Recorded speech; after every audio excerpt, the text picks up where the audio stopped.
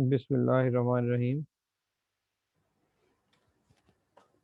आज जो हम टॉपिक डिस्कस कर रहे हैं वो है प्राइस डिस्क्रिमिनेशन। इसको हम स्टार्ट करते हैं इसकी डेफिनेशन से। तो प्राइस डिस्क्रिमिनेशन को हम डिफ़ाइन कर सकते हैं कि it refers to the charging of different prices for different quantities of a product at different times to different consumer groups और in different markets when these price differences are not justified by cost differences. अगर हम इस definition को understand करना चाहें तो हम इसको कह सकते हैं कि हम देखते हैं सोसाइटी के अंदर कि सम टाइम एक ही चीज़ होती है, उस चीज़ की जो प्राइस है वो मुख्तलिफ़ क्वांटिटीज़ के लिए मुख्तलिफ़ चार्ज की जाती है। लेट्स सपोज़ आप 1 किलो चीज़ लेने जाते हैं, उसकी प्राइस कुछ और होती है। आप 10 किलो लेने जाते हैं, आप 10 मन लेने जाते हैं, आप 10 टन लेने जाते हैं, तो जितनी मिकदार ज़्यादा करेंगे उतनी प्राइस जो है कम हो जाती है।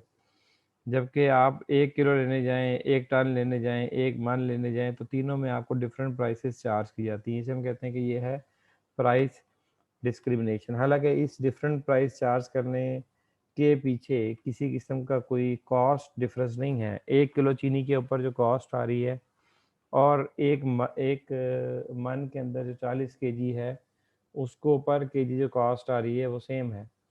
तो ये जो डिफरेंट प्राइसेस चार्ज की जाती हैं for different block of quantities के लिए, तो ये क्या है प्राइस डिस्क्रिमिनेशन। इसके अलावा हम ऑब्ज़र्व करते हैं कि डिफरेंट टाइम्स में भी डिफरेंट प्राइसेस चार्ज की जाती हैं। लेट्स सपोज़ हम देखते हैं कि अभी मैप्को ने ये बिलिंग का सिलसिला स्टार्ट किया है कि उन्होंने कहा है कि जी कुछ ऑफ टाइम है, कुछ ऑफ पीक टाइम है, कुछ पीक टाइम है।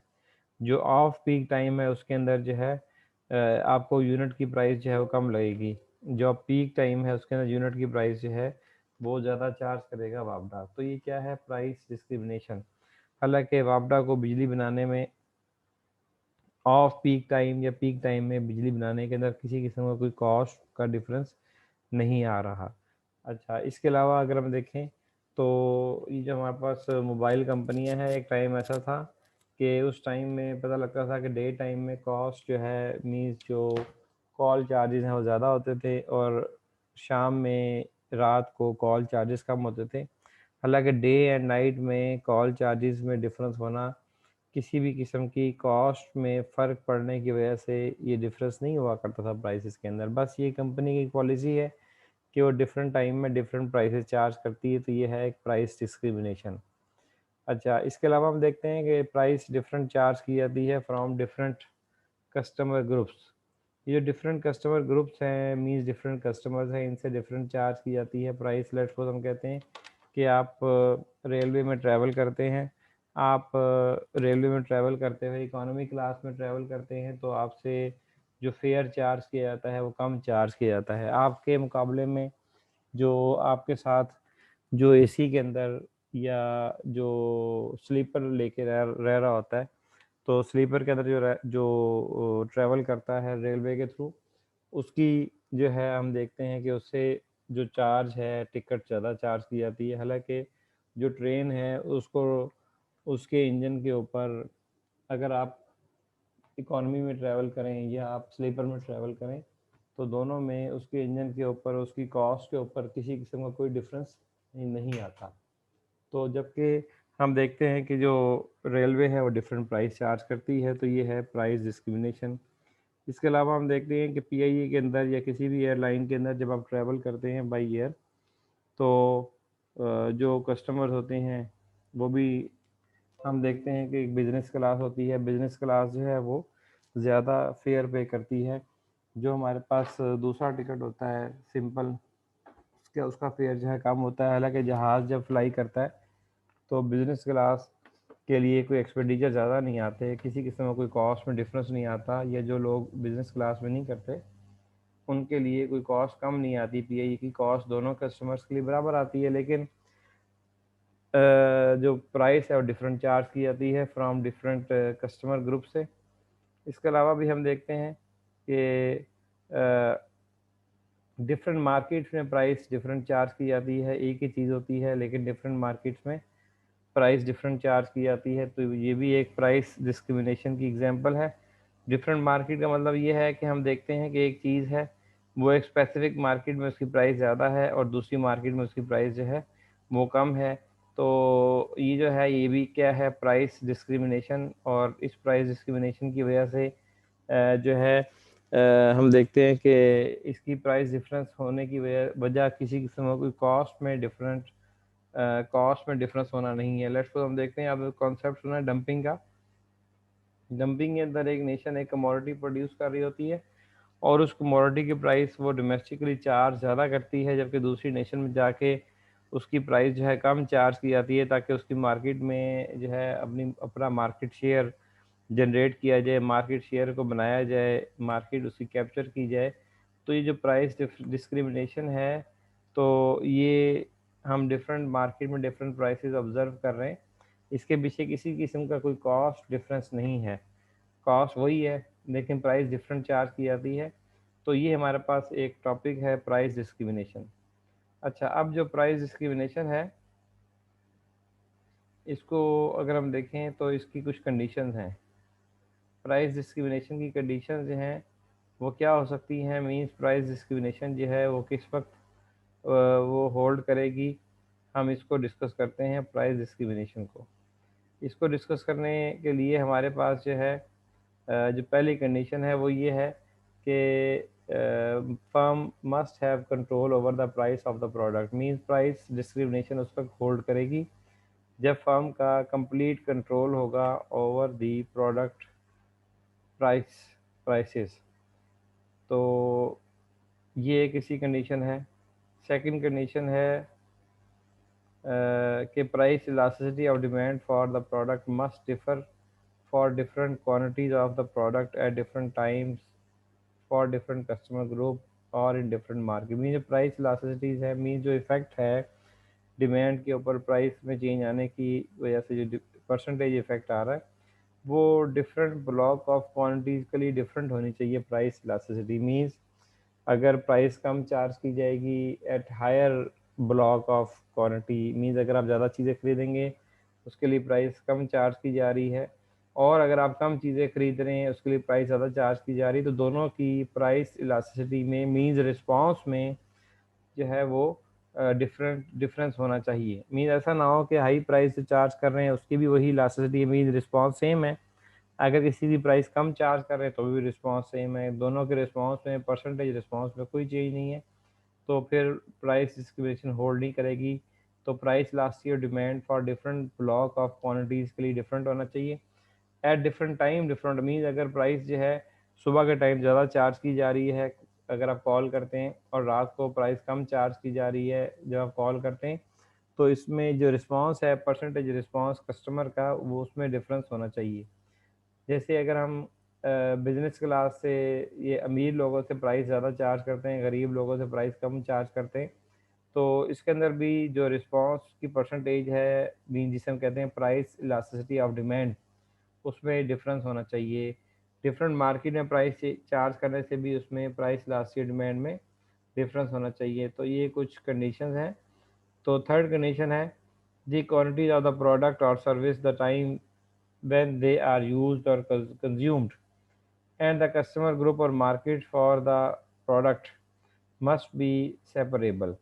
तो ये तीसरी कंडीशन है इसकी, कि जिसके अंदर से कहा है कि जो क्वांटिटीज़ है प्रोडक्ट की, ठीक है, जो टाइम है जब वो कंज्यूम की जा रही हैं, तो ये जो है डिफरेंट डिफरेंट होना चाहिए जब वो कंज्यूम की जा रही है, ठीक है, और यूज़ की जा रही है, तो डिफरेंट कस्टमर ग्रुप के लिए ये डिफरेंट होना चाहिए। लेट्स सपोज हम कहते हैं कि प्राइस ज़्यादा चार्ज की है आपने। जब लैपटॉप नया नया आता है तो उसमें क्या होता है कि हम देखते हैं कि इनिशियली जो है प्राइस उसकी ज़्यादा होती है। लैपटॉप कोई भी नई टेक्नोलॉजी आती है तो हम देखते हैं इनिशियली उसकी प्राइस ज़्यादा होती है। तो फिर उसके बाद हम देखते हैं कि वही टेक्नोलॉजी जो है कुछ अर्सा गुजरने के बाद प्राइस कम हो जाती है, फिर कुछ अर्सा और गुजरने के बाद प्राइस और कम हो जाती है, फिर कुछ अर्सा गुजरने के बाद प्राइस और भी कम हो जाती है। तो यहाँ पे ये थर्ड कंडीशन है, हम उसको अंडरस्टैंड कर सकते हैं कि जो हम प्राइस डिफरेंट चार्ज कर रहे हैं मार्केट के अंदर, तो उसकी जो टाइमिंग है वो डिफरेंट है। मीन्स एक ही टाइम में हम 3 तरह के प्राइसेस चार्ज नहीं कर रहे, हम डिफरेंट टाइम में 3 तरह के प्राइसेस चार्ज कर रहे हैं लैपटॉप की। शुरू में नई टेक्नोलॉजी आई, उसकी प्राइस हाई थी, उस पे जिन लोगों ने खरीदना चाहा वो खरीदा, फिर उसके बाद प्राइस और कम हुई तो दूसरे कस्टमर आ गए, तो ये प्राइस कम हुई 1 साल के बाद हुई, मीन्स टाइम जो है वो डिफरेंट था।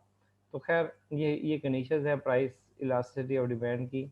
अब प्राइस इलास्टिसिटी ऑफ डिमांड, ये प्राइस डिस्क्रिमिनेशन की कंडीशंस है।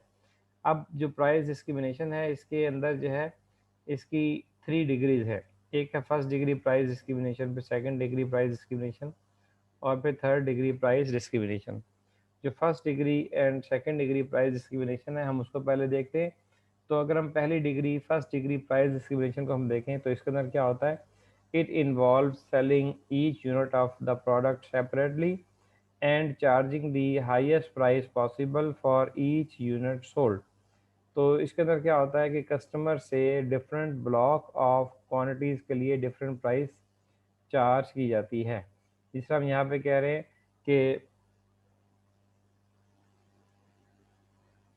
इधर हम इसको देख लेते हैं अभी डायग्राम के साथ। जो फर्स्ट डिग्री प्राइस डिस्क्रिमिनेशन है उसको हम इस डायग्राम से देखें तो इसका कॉन्सेप्ट क्या है फर्स्ट डिग्री का, कि इसके अंदर जो प्रोड्यूसर है वो कंज्यूमर का सारा सरप्लस जो है वो अटेन करता है। जैसे कि हम देखें कि अगर फर्म जो है प्राइस चार्ज करती है 6, तो बेसिकली ये जो डिमांड कर्व हमें यहाँ पे शो हो रहा है, तो अगर प्राइस चार्ज करती है फर्म, प्राइस अगर चार्ज करती है ₹6 ये $6, तो हम ए पॉइंट पे देख सकते हैं कंज्यूमर की डिमांड जो है वो 0 है। अगर फर्म जो है प्राइस 5 चार्ज करती है तो हम इस 5 प्राइस पे देख सकते हैं कि कंज्यूमर जो है वो 10 यूनिट्स परचेज करेगा, मींस कंज्यूमर की डिमांड जो है वो 10 यूनिट्स की होगी। अगर अब इसके अंदर देखते हैं कि बेसिकली इसके अंदर जो है हमने देखना है कंज्यूमर सरप्लस के पॉइंट ऑफ व्यू से चीज़ों को, कि कंज्यूमर का सरप्लस जो है सारे का सारा अटेन करता है प्रोड्यूसर।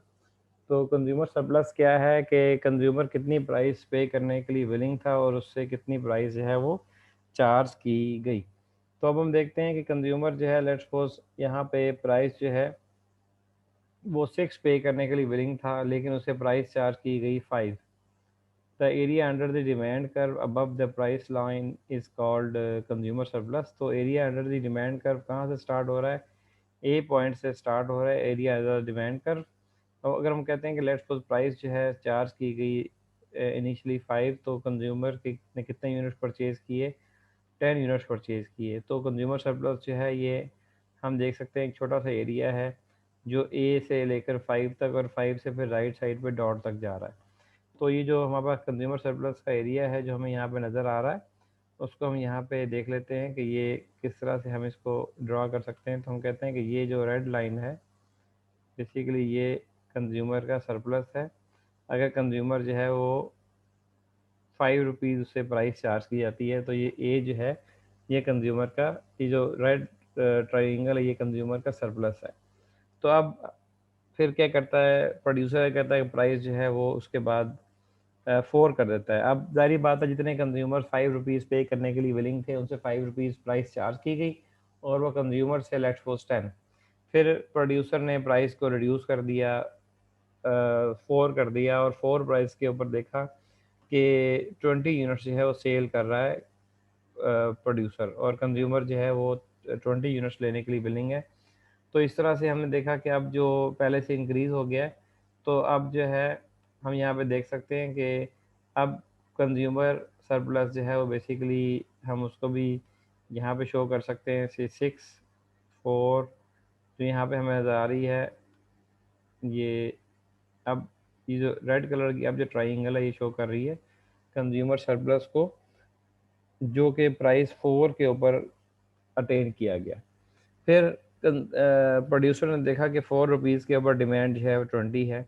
फिर कंज्यूमर ने प्रोड्यूसर ने प्राइस 3 कर दी, 3 प्राइस के ऊपर उसने 30 यूनिट सेल किए, और 30 यूनिट सेल करके उसने देखा कि अब कंज्यूमर सरप्लस जो है वो डिफरेंट है।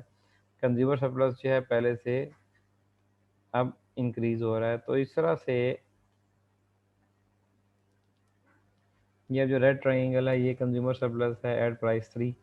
फिर प्रोड्यूसर क्या करता है, प्राइस और रिड्यूस करता है, प्राइस जो है 2 कर देता है। प्राइस 2 के ऊपर कंज्यूमर सरप्लस कितना है, ए सी जी, ये ट्राइंगल है ए सी जी, ये कंज्यूमर का सरप्लस है। तो इस तरह से प्रोड्यूसर जो है प्राइस रिड्यूस करता चला जाता है और कंज्यूमर सरप्लस जो है वो अटेन करता चला जाता है। तो इस तरह कंज्यूमर की तरफ से इतनी डिमांड अटेन की जा सकती थी, प्रोड्यूसर वो डिमांड जो है वो ले लेता है। पहले वो उस चीज़ को सबसे हाई प्राइस पे सेल करता है, फिर उससे कम प्राइस पे, फिर उससे कम प्राइस पे, फिर उससे कम प्राइस पे। इसकी एग्जांपल हम लैपटॉप्स या कोई भी मोबाइल या न्यू टेक्नोलॉजी हम देख सकते हैं कि जब न्यू टेक्नोलॉजी का मोबाइल आता है तो फिर क्या होता है, उसकी प्राइस सबसे हाई होती है। सबसे हाई प्राइस पे सिर्फ थोड़े से जो कंज्यूमर्स हैं वो विलिंग होते हैं उसको परचेज़ करने के लिए। तो उनसे जो उनका कंज्यूमर सरप्लस है वो ले लिया जाता है बाय द प्रोड्यूसर। फिर कुछ अर्से के बाद देखते हैं कि अब डिमांड कम हो रही है तो प्राइस कंपनी और रिड्यूस कर देती है। प्राइस थोड़ी सी रिड्यूस करे कंपनी जो है और मार्केट शेयर कैप्चर कर लेती है, उन कंज्यूमर्स का भी कैप्चर कर लेती है जो उससे कम प्राइस पे करने के लिए विलिंग थे। तो फिर क्या हुआ कि जब उन कंज्यूमर्स का भी कंज्यूमर सरप्लस अटेन कर लिया गया तो फिर जो है कुछ टाइम गुजरने के बाद प्राइस और रिड्यूस कर दी जाती है। इस तरह से जो प्रोड्यूसर है वो मैक्सिमम मार्केट शेयर जो है कैप्चर कर लेता है और कंज्यूमर सरप्लस जो है वो अटेन कर लेता है। अब ये जो प्राइस डिफरेंट चार्ज की जा रही है, शुरू में हाई, फिर उससे कम, फिर उससे कम, इसमें किसी किस्म की कोई जस्टिफिकेशन कॉस्ट डिफरेंस की नहीं है, मीन्स कॉस्ट में किसी किस्म में कोई डिफरेंस नहीं आता। तो ये था फर्स्ट डिग्री प्राइस डिस्क्रिमिनेशन। जो सेकंड डिग्री प्राइस डिस्क्रिमिनेशन है, इसको अगर हम यहाँ पे समझें तो इसके अंदर हम देखते हैं सेकंड डिग्री प्राइस डिस्क्रिमिनेशन के अंदर कि इसके अंदर जो प्राइसेस चार्ज की जाती हैं for different block of quantities के लिए डिफरेंट प्राइसेस चार्ज की जाती हैं। Let's suppose block of quantities का क्या मतलब कि अगर कोई 20 यूनिट्स परचेज करना चाहता है, कोई कंज्यूमर 20 यूनिट्स परचेज करना चाहता है, मीन्स अगर कोई कम यूनिट परचेज करना चाहता है तो उससे प्राइस चार्ज की जाएगी 4। अगर कोई ज़्यादा यूनिट परचेज करना चाहता है कंज्यूमर, 40 यूनिट्स परचेज करना चाहता है तो उससे प्राइस सी चार्ज की जाएगी 2। अगर कोई कंज्यूमर 30 यूनिट्स परचेज करना चाहता है, मीन्स एक डिफरेंट ब्लॉक ऑफ क्वांटिटी है, तो उसके लिए प्राइस चार्ज की जाएगी 3। अगर कोई 10 यूनिट्स परचेज किया जाता है तो उससे प्राइस चार्ज की जाएगी 5। Means for different block of quantities के लिए डिफरेंट प्राइसेस जो है ये चार्ज करना, ये है सेकंड डिग्री प्राइस डिस्क्रिमिनेशन। इसके अंदर जो कंज्यूमर का सरप्लस है वो सारे का सारा अटेन नहीं किया जाता, तो कंज्यूमर का थोड़ा सा सरप्लस जो है वो अटेन किया जाता है। जैसे जैसे वो ज़्यादा चीज़ें परचेज करता है उसको कम प्राइस चार्ज की जाती है। तो ये हमारे पास है सेकंड डिग्री प्राइस डिस्क्रिमिनेशन। इसी डायग्राम से हम इसको अंडरस्टैंड कर सकते हैं। अब हम डिस्कस करते हैं third degree price discrimination. Third degree price discrimination क्या है कि अगर हम डिफरेंट मार्केट्स में सेम प्रोडक्ट के लिए डिफरेंट प्राइस चार्ज कर रहे हैं तो ये है थर्ड डिग्री प्राइस डिस्क्रिमिनेशन। इसको हम यहाँ पे डायग्राम से समझते हैं कि ये देखें कि ये मार्केट 1 है और एक मार्केट 2 है। मार्केट 1 में ये डिमांड कर्व है, मार्जिनल रेवेन्यू कर्व है। मार्केट 2 में डिमांड कर्व है, मार्जिनल रेवेन्यू कर्व है। तो इसकी रीज़न डिफरेंट प्राइस चार्ज करने की नई मार्केट में अपनी जगह बनाना हो सकती है, जिसके लिए डिफरेंट डिफरेंट जो है प्राइस चार्ज की जा रही है। तो अगर हम देखें तो यहाँ पे मार्केट 1 में जो डिमांड कर्व स्टार्ट हो रही है वो 12 से चार्ज हो रही स्टार्ट हो रही है, और मार्केट 2 में जो डिमांड कर्व स्टार्ट हो रही है वो 6 प्राइस से स्टार्ट हो रही है। तो अब यहाँ पे एम आर और एम सी जो है यहाँ पे जब इंटरसेक्ट किया तो यहाँ पर प्राइस जो है वो डिटर्मिन हुई। हम देख सकते हैं कि मार्केट 1 में E1 पे M R is equal to M C है, मार्केट 2 में E2 पे M R is equal to M C है। तो अब यहाँ पे अगर हम देखें M R is equal to M C जो हुआ मार्केट 1 के अंदर, तो वहाँ पे प्राइस डिसाइड की गई 2, और वहाँ पे कितने यूनिट सेल किए 50 रुपीज़। और मार्केट 2 में जब M R is equal to M C हुआ एट पॉइंट E2, तो जो प्राइस चार्ज की गई वो 4 चार्ज की गई, और जो यूनिट सेल हुए वो 40 यूनिट सेल हुए। तो मार्केट 1 और मार्केट 2 में डिफरेंट प्राइसेस यहाँ पे चार्ज की जा रही हैं। अब इसको अगर हम देखें तो जो टोटल मार्केट के उसमें देखें अगर हम, तो ये किंग्ड यहाँ पे हमें एक कर्व नज़र आ रहा है, डिमांड कर्व भी किंग्ड हो रहा है और मार्जिनल रेवेन्यू कर्व भी किंग्ड हो रहा है। तो यहाँ पे अगर हम देखें कि ऐसा क्यों हो रहा है, तो 12 से जो क्योंकि टोटल मार्केट वन में प्राइस 12 है, तो वो डिमांड कर्व और मार्जिनल रेवेन्यू कर्व उसी स्लोप के हैं जो मार्केट वन में है।